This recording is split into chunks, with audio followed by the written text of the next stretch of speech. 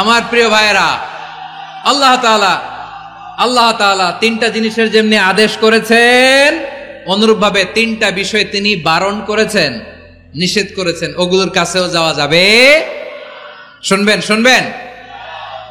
রাব্বুল আলামিন বলেন, ওয়ায়ানহা আনিল ফাহশাই ওয়াল মুনকারি ওয়াল বাগি। আমি যেমনি তিনটি বিষয়ে আদেশ করলাম, অনুরূপভাবে তিনটি বিষয়ে বারণ করলাম, নিষেধ করলাম। আমার 1 নাম্বার নিষেধাজ্ঞা হলো অশ্লীলতার প্রতি। ফাহশা, ওয়ায়ানহা আনিল ফাহশা, আল্লাহ তাআলা অশ্লীলতাকে নিষেধ করেছেন। কোন জিনিসকে? সবাই বলুন, কোন জিনিসকে? যত ধরনের, যত টাইপের, যত ক্যাটাগরির অশ্লীলতা হতে পারে, সব অশ্লীলতাকে হারাম করেছেন কে? ফাহশা মানে কি? কথায়, কাজে, আচরণে, কমেন্ট, ফেসবুকের কমেন্টসে যত ধরনের নোংরামো আছে, যত ধরনের অশ্লীলতা আছে, এটাকে আরবিতে বলে ফাহশা। এটাকে কি বলে?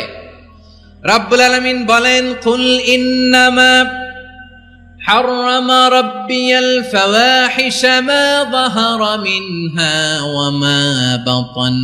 ও নবী, আপনি বলে দেন, আমার রব প্রকাশ্য, অপ্রকাশ্য, স্পষ্ট কিংবা অস্পষ্ট, দৃশ্যমান কিংবা অদৃশ্যমান সব অশ্লীলতাকে হারাম করেছেন। সব ধরনের অশ্লীলতা হারাম, সব ধরনের।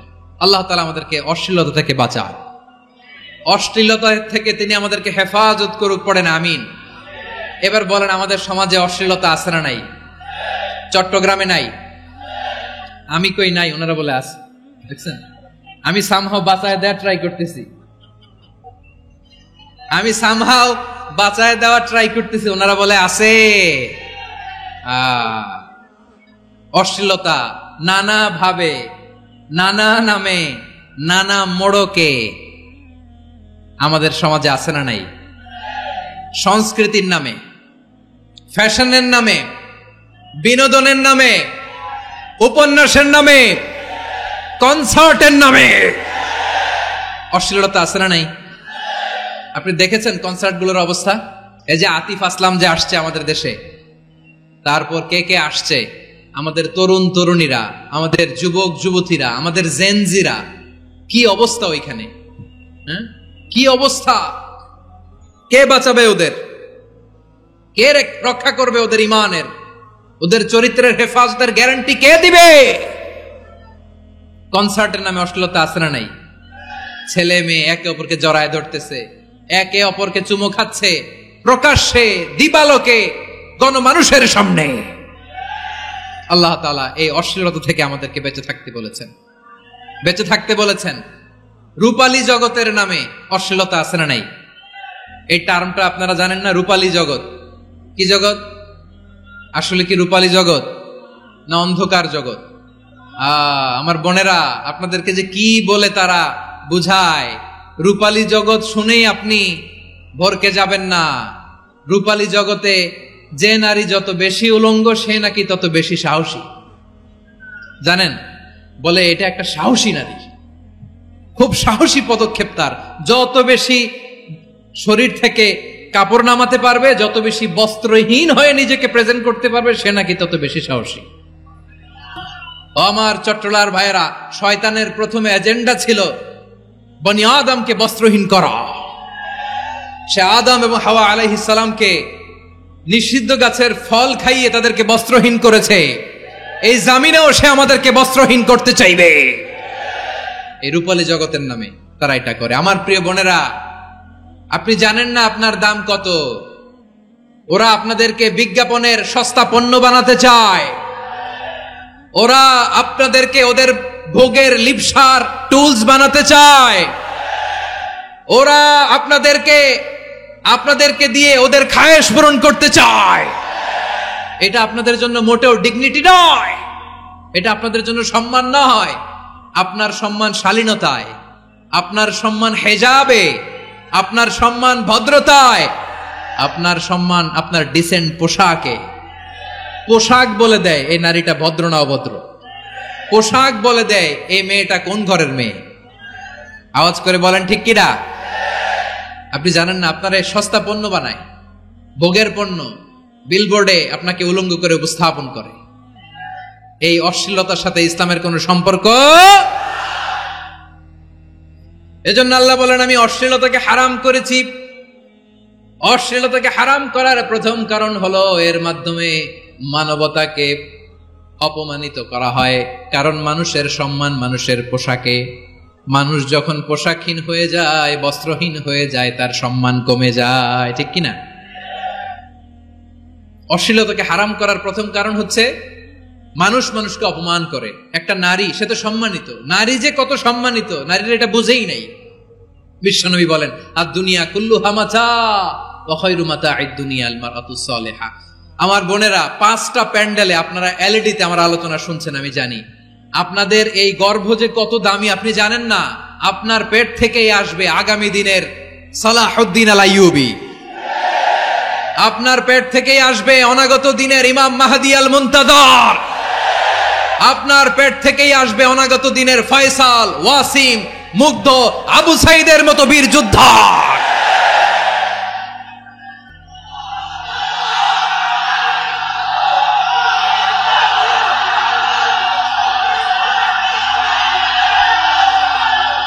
আমার প্রিয় বোনেরা, আমার প্রিয় বোনেরা, বিশ্বনবীর কথার ওজন খেয়াল করেন। আর দুনিয়া কুল্লুহা মাতা ওয়া খায়রু মাতা'আদ দুনিয়া আল মারআতুস সালিহা।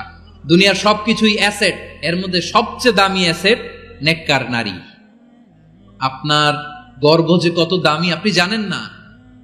নিজের সময়টাকে কাজে লাগান, কোরআন পড়েন, সুন্নাহ পড়েন। আপনার অনেক দায়িত্ব ঘরে। You are the MD of your family. একটা family it's a very big institution. পরিবার একটা অনেক বড় প্রতিষ্ঠান। and you are the MD of your institution. আপনি এই পরিবারের MD, managing director of your family. এখানে আপনার কত দায়িত্ব। আপনি ছেলে মেয়েদেরকে তারবিয়া করবেন। আপনি আপনার স্বামীর জন্য ঘরটারে জান্নাতের নীর বানাবেন। আপনার জন্য জান্নাতের ডুপ্লেক্স বাড়ি ওইখানে তৈরি করে রাখবে কে? আপনি যে কত দামি আপনি জানেন না। নারীদেরকে আল্লাহ বানিয়েছেন উচ্চতর করে, নিম্নতর নয়। নারীদেরকে ছোট্ট জিনিস দিলে এটার বড় করে দেয়। নারীদেরকে ভ্রূণ দিলে, শুক্রাণু দিলে নারী এটারে বাচ্চা হিসেবে উপহার দেয়, ঠিক কিনা? বিয়ের মাধ্যমে স্বামী যখন তার শুক্রাণু তার স্ত্রীকে উপহার দেয়, স্ত্রী রিটার্নে কি উপহার দেয়? ফুল ফর্ম বেবি, মানব সন্তান। দেখছেন, আপনি দিলেন একটুক, উনি দিছে বিশাল। আপনি যদি নারীকে বাজার এনে দেন, নারী এটাকে সুস্বাদু খাবারে রূপান্তর করে দেয়। আপনি তাকে একটা মুচকি হাসি দিয়ে দেন, সে তার কলিজা দিয়ে দেয়।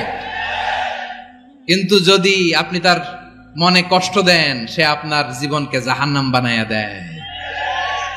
খবর আছে, নারীর মন বুঝতে পারলে নেয়ামত, বুঝতে না পারলে কিয়ামত, ঠিক কিনা বলেন? আমার প্রিয় বোনেরা, আপনি যে কত দামি আপনি জানেন না। জানেন না আপনি কত দামি, অনেক দামি আপনি।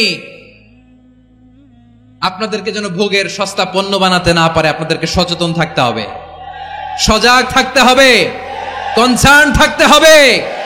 শয়তানের ওই হাতছানির দিকে আর নজর দেওয়া যাবে না। তাহলে কেন আল্লাহ তাআলা এই ফাহশা, অশ্লীলতাকে হারাম করলেন? 1 নাম্বার, এতে হিউম্যান ডিগনিটি কমে। 2 নাম্বার, এতে মানুষের অধিকার নষ্ট হয়। আপনি বিয়ে করেছেন, এরে পরকিয়া করেন, ওর সাথে এরকম আছে না নাই? স্ত্রীর অধিকার নষ্ট করেছেন। আপনি বিবাহ সম্পর্কে আবদ্ধ হয়েছেন তার সাথে, আপনি পরকিয়া করেন ওই ছেলের সাথে, আপনি আপনার হাজবেন্ডের সাথে বিট্রে করেছেন। এজন্য আল্লাহ অশ্লীলতাকে হারাম করেছেন। অশ্লীলতাকে হারাম করার আরেকটা কারণ হচ্ছে আল্লাহ তাআলা এই হিউম্যান জেনারেশনকে, এটাকে প্রিজার্ভ করতে চায়। হিফজুন নাসল, এটা মাকাসিদুশ শরিয়ার অনেক গুরুত্বপূর্ণ একটা মাকাসিদ, অনেক গুরুত্বপূর্ণ। আপনার নাসল, আপনার জেনারেশনকে সংরক্ষণ করা। এই যে আসতেছে ফেব্রুয়ারি, কত ফেব্রুয়ারি জানো? এটা কি বিশ্ব ভালোবাসা দিবস? হ্যাঁ, কি দিবস? এই বিশ্ব ভালোবাসা দিবসের সাথে মুসলমানদের কোনো সম্পর্ক নাই। আমার প্রিয় ভাইরা, এই যে আপনি অবৈধ সম্পর্কে জড়ালেন, কেন আল্লাহ অশ্লীলতাকে হারাম করেছে দেখেন। বলতেছিলাম যে এটা আপনার নাসল, আপনার জেনারেশন, আপনার লিনিয়েজ, আপনার বংশকে প্রিজার্ভ করা। কে কার বাবা, কে কার মা, বাবা মা জানা, প্রজন্মকে প্রিজার্ভ করা, এটা ইসলাম ওয়াজিব করে দিয়েছে। এই যে অবৈধ সম্পর্কের কারণে, বিশ্ব বেহায়া দিবসের কারণে, এগুলোর আউটকাম, আউটপুট হিসেবে মাঝে মাঝে ঢাকা মেডিকেলের ডাস্টবিনে নবজাতকের বাচ্চার কান্নার আওয়াজ শুনতে পাওয়া যায়। চট্টগ্রাম মেডিকেলের ডাস্টবিনে নবজাতকের কান্না শুনতে পাওয়া যায়। বীর চট্টলার মুসলমানেরা বুঝতে পারলে আওয়াজ করে বলেন, এই যে চট্টগ্রাম মেডিকেলে যে নবজাতকটা পাওয়া গেল, ওর বাবাকে আমাকে বলেন, ওর বাবাকে, ওর মাকে, ও কোন ফ্যামিলির সন্তান কেউ জানে? আপনি হিউম্যান ডিগনিটিকে অপমান করেছেন না? আপনি তার ভবিষ্যৎকে অন্ধকার করেছেন না? আপনি তার লিনিয়েজকে প্রশ্নবিদ্ধ করে দিয়েছেন না?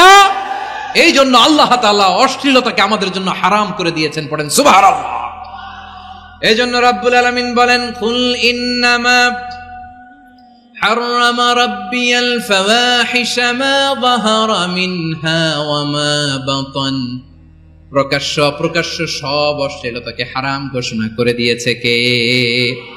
আবার দুনিয়ার বুকে যারা অশ্লীলতার প্রসার করে তাদের জন্য শাস্তি মজুদ রেখেছে কে?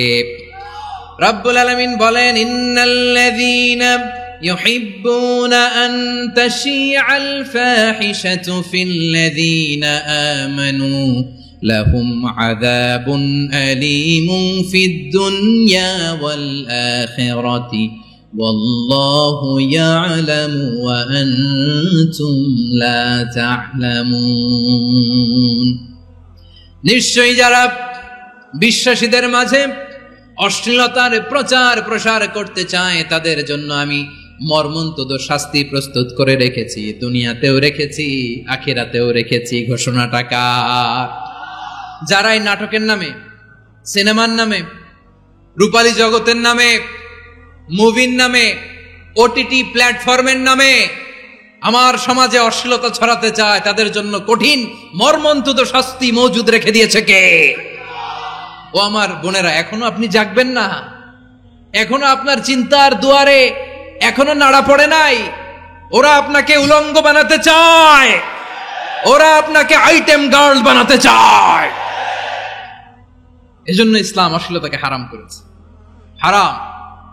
ইসলাম বলেছে যোজন যোজন দূরে থাকো, ওরা বলে না কাছে আসো, কাছে আসার গল্প, ক্লোজ আপ ওয়ান, কাছে আসার গল্প আছে না নাই? চট্টগ্রামে তো এগুলো নাই মাশাআল্লাহ। হ্যাঁ, এখানেও আছে ক্লোজ আপ ওয়ান, কাছে আসার গল্প। আল্লাহ বলেন ওয়ালা তাকরাবুজ জিনা, কাছেও এসো না, জিনা থেকে যোজন যোজন কিলো দূরে থাকো, ওরা বলে কাছে আসার গল্প। আমার বীর চট্টলার ভাইয়েরা, কাছে আসতে হলে আমরা কোরআনের কাছে আসব, কাছে আসতে হলে নবীর কাছে আসব, কাছে আসার গল্প হবে আমার রবের কাছে আসার গল্প। চিল্লায় বলো ঠিক কিনা? আওয়াজ করে বলুন, অশ্লীলতার সাথে আমাদের কোনো সম্পর্ক? আমরা এই সমস্ত ক্লোজ আপ ওয়ান, কাছে আসার গল্পের প্রোগ্রামে যাব? আমরা কোন ধরনের অশ্লীল কন্টেন্ট সোশ্যাল মিডিয়ায়, টিভিতে দেখব? কি যুগ যে আমরা কাটাচ্ছি আপনি কল্পনা করতে পারবেন না। নারী পুরুষের বস্ত্রহীন যুগল দৃশ্য, এটাকে দিয়ে ওরা কোটি ডলারের ইন্ডাস্ট্রি বানিয়েছে। পুরো মানব ইতিহাসে এরকম জঘন্য সময় মানব ইতিহাস পার করে নাই। শরীফ থেকে শরীফা শুনছেন আপনারা? দেখতে পুরুষ, আসলেই পুরুষ, সুস্থ একজন পুরুষ, 4 সন্তানের বাবা, বলে আমি মনে মনে নারী। দেখতে নারী, সুস্থ নারী, আসলেই সে দিব্যি একজন নারী, বলে আমি মনে মনে পুরুষ। সুস্থ পুরুষ তার বায়োলজিক্যাল গ্রোথকে হরমোন দিয়ে স্টপ করে দিয়ে সে সার্জারি করে নারী হতে চায়। সুস্থ নারী পুরুষ হতে চায়। পুরুষ পুরুষের প্রতি সেক্সুয়ালি আকর্ষণ বোধ করে। এটা লূত আলাইহিস সালামের কওমের মধ্যে ছিল। এটাকেও আল্লাহ কোরআনে ফাহিশা বলেছেন। ওয়ালুতান ইয ক্বালা লিকওমিহি আতাতুনাল ফাহিশাতা মা সাবাকাকুম বিহা মিন আহাদিম মিনাল আলামিন। লূত আলাইহিস সালাম বললেন, তোমরা কি এমন এক অশ্লীল কার্যক্রমে ডুব দিলে নাকি যেটা গোটা বিশ্বের কেউ কখনো করে নাই, তোমরাই প্রথম করেছো। পড়েন নাউযুবিল্লাহ। এই পশ্চিমের এই রোগ আমার দেশে যেন আসতে না পারে, আমাদের সজাগ থাকতে হবে। প্রিয় ভাইরা, চিল্লায় বলেন ঠিক কিনা? পশ্চিমের অবস্থা ভয়ঙ্কর। পাশ্চাত্যে আমি যুক্তরাষ্ট্রে ছিলাম অনেকদিন, কয়েক মাস, বিভিন্ন স্টেটে ঘুরেছি। গার্ডিয়ানরা উদ্বিগ্ন, ছেলে মেয়েদেরকে, ছোট্ট ছেলে মেয়ে, ওদেরকে জিজ্ঞেস করে তুমি how do you feel right now, inside yourself, তুমি ভিতরে ভিতরে কেমন ফিল করো? তোমার কি ছেলে ছেলে লাগে না মেয়ে মেয়ে লাগে? আচ্ছা বলেন, এই ছোট্ট বাচ্চাটাও কি এগুলো জেন্ডার অ্যাসাইনমেন্ট বলতে এগুলো কিছু বুঝে? এইভাবে মিসগাইড করা হচ্ছে। কৌতূহল বশত ছোট্ট ছেলে যদি বলে আমার তো মেয়ে মেয়ে লাগে, তখন বলে যে না তুমি মেয়ে, ছেলে না। মা বাবা বাধা দিলে ওকে আলাদা গভর্নমেন্ট হাউসে নিয়ে যায়। ভয়ঙ্করতম অবস্থা। আমরা একটা সময়ে শুনতাম যে হুজুর আমার ছেলেটা খুব ভালো, হাফেজে কোরআন, আল্লাহওয়ালা। হুজুর আমার ছেলে দাড়ি রাখছে, আল্লাহওয়ালা। হুজুর আমার ছেলে 5 ওয়াক্ত সালাত জামাতের সাথে পড়ে, তার মানে আল্লাহওয়ালা। পশ্চিমে যে আমি কি শুনছি জানেন? ওরা বলে হুজুর আমার ছেলেটা ইউনিভার্সিটির একটা মেয়ের সাথে প্রেম করে, ও খুব আল্লাহওয়ালা, হুজুর দোয়া করবেন। এর কারণ ওদের কাছে আল্লাহওয়ালার ক্রাইটেরিয়া হচ্ছে হুজুর আমার ছেলেটা আরেক ছেলের পছন্দ করে নাই, আমার মেয়েটা আরেক মেয়েকে ভালোবাসে নাই, এজন্য আমার ছেলেটা আল্লাহওয়ালা, হুজুর ওর জন্য একটু দোয়া করে দিয়েন। কি চ্যালেঞ্জ ওরা ফেস করতেছে। ওনার ছেলে যে আরেক ছেলেরে বিয়ে করবে না, এটাতেই উনি খুশি যে আলহামদুলিল্লাহ আমার ছেলেটা একটা মেয়েরে ভালোবাসে, আমার মেয়েটা একটা ছেলেরে ভালোবাসে, মানে এটা খুব আল্লাহওয়ালা। নাউজুবিল্লাহ পড়তে পারলেন না? এজন্য অশ্লীলতার সাথে আমাদের কোনো সম্পর্ক। রব্বুল আলামিন বলেন ওয়ায়ানহা আনিল ফাহশাই ওয়াল মুনকারি ওয়াল বাগি, তিনটা জিনিসকে আমি নিষিদ্ধ করলাম। এক নাম্বার হলো ফাহশা, অশ্লীলতা। 2 নম্বরে হলো মুনকার, সমস্ত মন্দ কাজ। আপনাদের মনোযোগ আছে না? শেষ করে দিব? আর 2-1 মিনিট শুনবেন? আচ্ছা বলি তাহলে, আর 2-1 মিনিট। তাহলে নিষেধাজ্ঞা জারি করেছেন 3টা জিনিসের উপর। 1 নাম্বার কি? ফাহশা, অশ্লীলতা। 2 নাম্বার মুনকার। মুনকার মানে হচ্ছে যত মন্দ কাজ, খারাপ কাজ, বাজে কাজ, এটার বলে মুনকার। এটার কি বলে? আপনারা পড়ছেন না তা'মুরুনা বিল মা'রুফি ওয়া তানহাউনা আনিল মুনকার? ভালো কাজের আদেশ, সৎ কাজের আদেশ, অসৎ কাজের নিষেধ। মুনকার, মুনকার হচ্ছে মানুষের স্বাভাবিক বিবেকবোধ যেটাকে খারাপ বলে, ওইটাই মুনকার। পৃথিবীর সব আসমানি গ্রন্থ যেটাকে খারাপ বলেছে, মানুষের স্বাভাবিক বিবেকবোধ যেটাকে খারাপ বলেছে, এগুলো সব মুনকার। যেমন ইফটিজিং, এটা কি ভালো না খারাপ? মজুদদারি, খাদ্যে ভেজাল দেওয়া, ওজনে কম দেওয়া, মাছে ফরমালিন মিশানো, চাঁদাবাজি, টেন্ডারবাজি, দখলবাজি, এগুলো আমাদের স্বাভাবিক বিবেকেই বলে এগুলো খারাপ, এগুলো হচ্ছে মুনকার। আল্লাহ তাআলা এই মুনকার থেকে আমাদেরকে বেঁচে থাকতে বলেন, আর শয়তান এই মুনকারের প্রতি আমাদেরকে উদ্বুদ্ধ করে। আল্লাহ তাআলা বললেন ইয়া আইয়ুহাল্লাযীনা আমানু লা তাত্তাবিউ খুতুওয়াতিশ শাইতান ومن يتبع خطوات الشيطان فإنه يأمر بالفحشاء والمنكر। আল্লাহ বললেন আমার গোলামেরা শোনো শোনো, ও আমার বিশ্বাসী বান্দারা খবরদার, তোমরা কশিনকালেও শয়তানের পদাঙ্ক অনুসরণ করবে না, কারণ শয়তান তোমাদেরকে অশ্লীলতা এবং মন্দ কাজের দিকে উদ্বুদ্ধ করে। আমাদের কাজ হচ্ছে শয়তান আমাদেরকে যেদিকে নিতে চায় আমরা তার উল্টা দিকে যাব, ঠিক কিনা বলে? শয়তান এই মন্দ কাজকে আমাদের কাছে বিউটিফাই করে, চাকচিক্যময় করে আমাদের সামনে উপস্থাপন করে। এজন্য আল্লাহ বলেন মুনকারকে থামাতে হবে, মুনকার প্রতিরোধ করতে হবে। মুনকার প্রতিরোধের দায়িত্ব শুধু আমাদের নাকি? শুধু আপনার খতিব সাহেবের, ইমাম সাহেবের, নাকি মুসলিম উম্মার সবার? আওয়াজ করে বলুন, মুনকার অসৎ কাজ প্রতিরোধের দায়িত্ব কার? রাব্বুল আলামিন বলেন কুনতুম খায়রা উম্মাতিন উখরিজাত লিন-নাসি তা'মুরুনা বিল মা'রুফি ওয়া তানহাউনা আনিল মুনকার। তোমাদেরকে শ্রেষ্ঠ জাতি করে জমিনের মধ্যে আবির্ভূত করা হয়েছে, যাতে করে তোমরা জমিনের ভেতরে সৎ কাজের আদেশ করতে পারো আর অসৎ কাজের নিষেধ করতে পারো। উম্মাহ কুনতুম খায়রা, তাহলে গোটা উম্মার দায়িত্ব, এটা বুঝতে পারছেন তো? আচ্ছা আরো নিচে আসেন।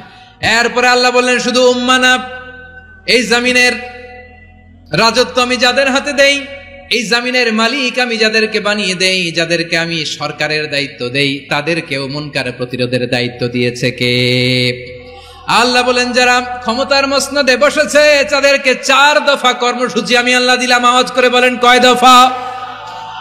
আল্লাহ বলেন আল্লাযীনা ইম্মাক্কান্নাহুম ফিল আরদি আকামুস সালাতা ওয়া আতাউজ যাকাতা ওয়া আমারু বিল মা'রুফি ওয়া নাহাউ আনিল মুনকার ওয়ালিল্লাহি আকিবাতুল উমুর।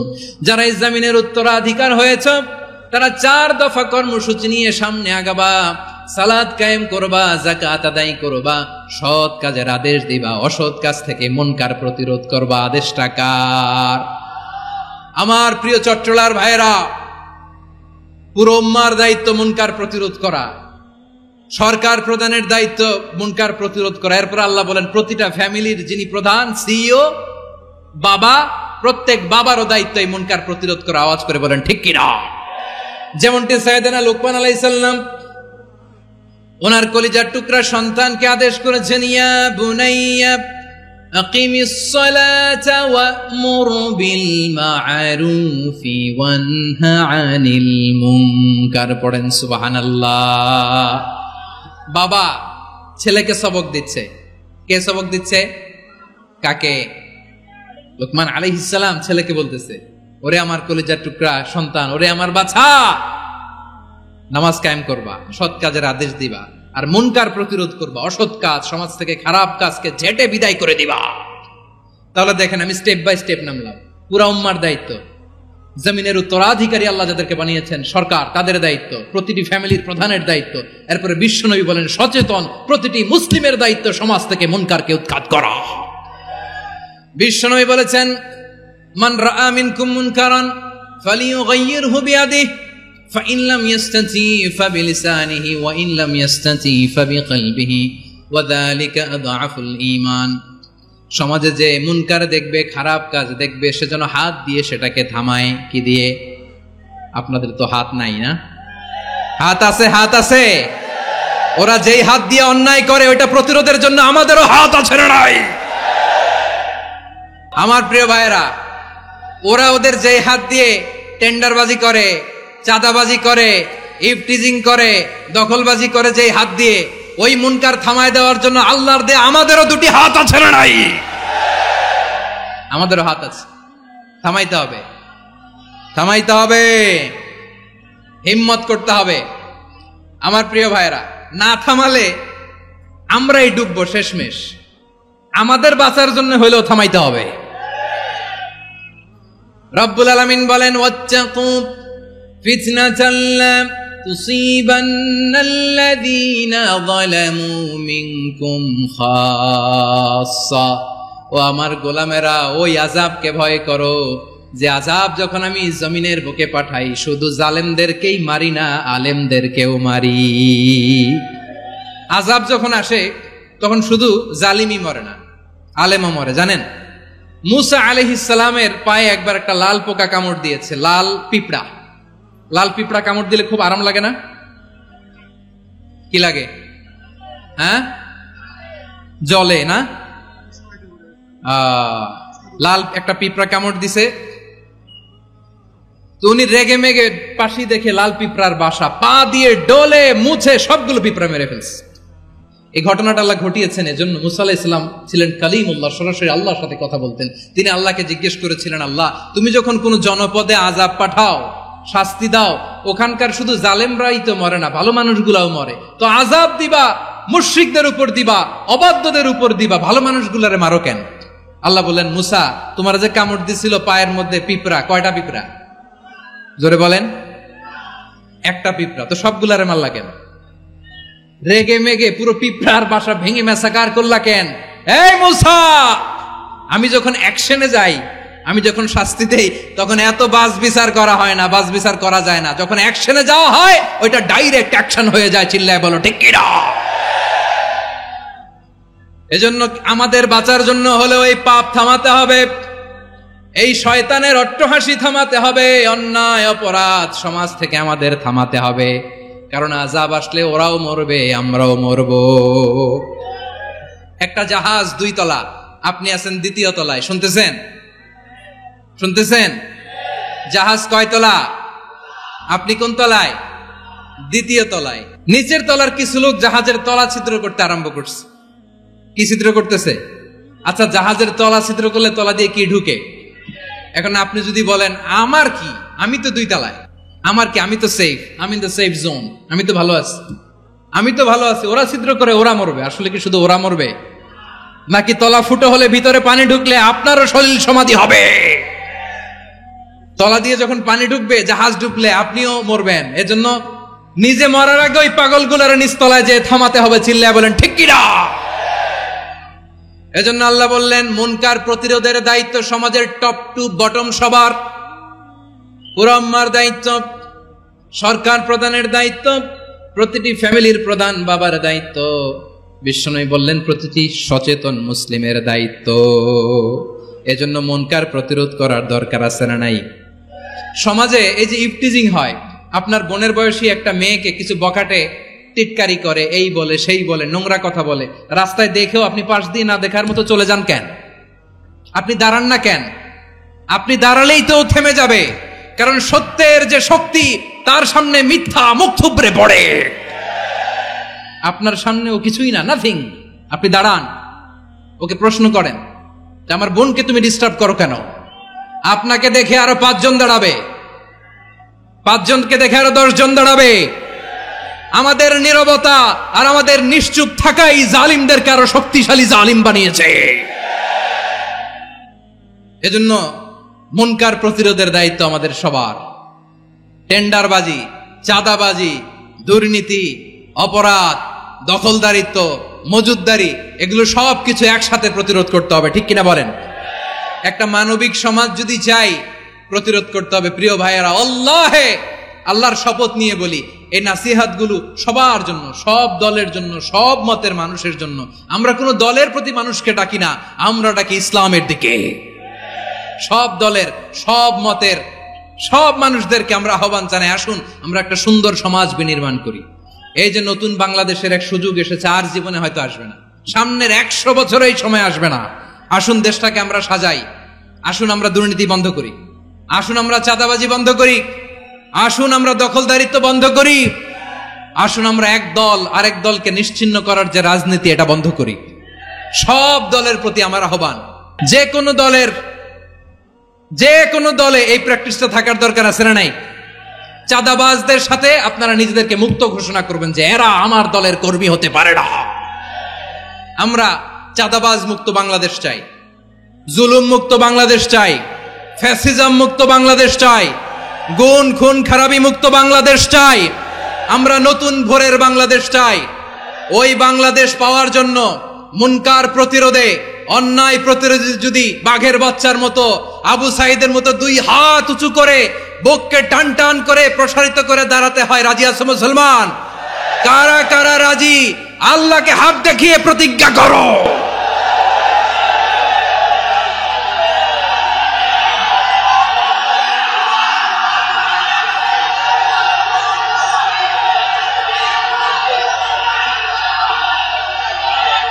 আমার প্রিয় ভাইয়েরা, বসুন বসুন আমার ভাইয়েরা।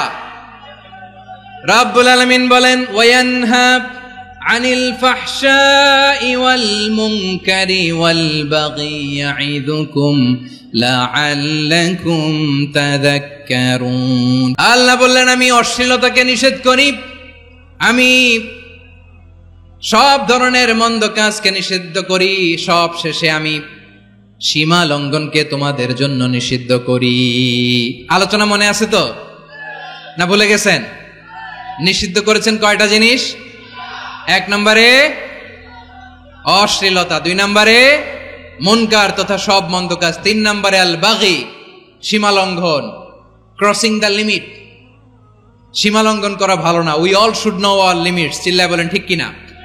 একই আয়াতে আল্লাহ বললেন, কুল ইন্নামা حرم ربي الفواحش ما ظهر منها وما بطن والإثم والبغي بغير الحق। অন্যায় ভাবে যে অবাধ্য হয়, যে সীমা লঙ্ঘন করে, তাদেরকেও আমি এটা হারাম করে দিলাম। সীমা লঙ্ঘন করা হারাম, সীমা লঙ্ঘন করা হারাম। আল্লাহ বারবার আমাদেরকে ওয়ার্নিং দেয়। যখন আমরা থামি না তখন আল্লাহ ধরে, আর যখন ধরে তখন ছাড়ে না। ধরে না, ধরলে আল্লাহ ফেরাউনকে কিন্তু হুট করে ধরে নাই, আপনারা জানেন 9 বার ওয়ার্নিং দিয়েছে ফেরাউনকে। আল্লাহ তাআলা ওয়ার্নিং দিয়েছিল কয়বার?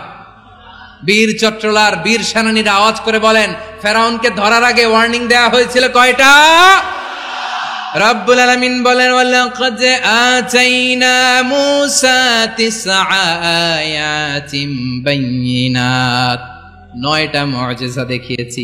1 2 3 বারবার এইভাবে রিমাইন্ডার, ওইভাবে রিমাইন্ডার, এইভাবে নসিহত, ওইভাবে দাওয়া। ফাকুলা লাহু কাওলান লাইয়িনা, নরম করে বলো, সফট করে বলো, যত ওয়ে হতে পারে দাওয়া মেথডোলজির মুসা আলাইহিস সালামের সব অ্যাপ্লাই শেষ। 10ম বারে যে আল্লাহ ধরছে, 10ম বারে যে ধরেছে। এজন্য আল্লাহ বলেন, আমি সীমালঙ্ঘনকে পছন্দ করি না। কোরআনের অন্য আয়াতে বাগীকে বলা হয়েছে আল ইতিদা, সীমালঙ্ঘন যারা করে তাদেরকে আল্লাহ বলেছেন মুতাদিন। ওয়াকাতিলু ফি সাবিলিল্লাহিল্লাযীনা ইউকাতিলুনাকুম ওয়ালা তা'তাদু ইন্নাল্লাহা লা ইউহিব্বুল মুতাদিন। আমি সীমালঙ্ঘনকারীদেরকে কোশ্চিনকালেও পছন্দ করি না। আমরা যেন সীমালঙ্ঘন না করি, রাজি আছেন তো? যে কোনো ক্ষেত্রে ইবাদতে যেন সীমালঙ্ঘন না করি। অনেকে আমরা ইবাদতে সীমালঙ্ঘন করে ফেলি। বিশ্বনবী সাল্লাল্লাহু আলাইহি ওয়াসাল্লাম যেটা শিখিয়েছেন এর বাইরে যে অতিরিক্ত বুজুর্গ হতে চায়, এরকম আছে না নাই?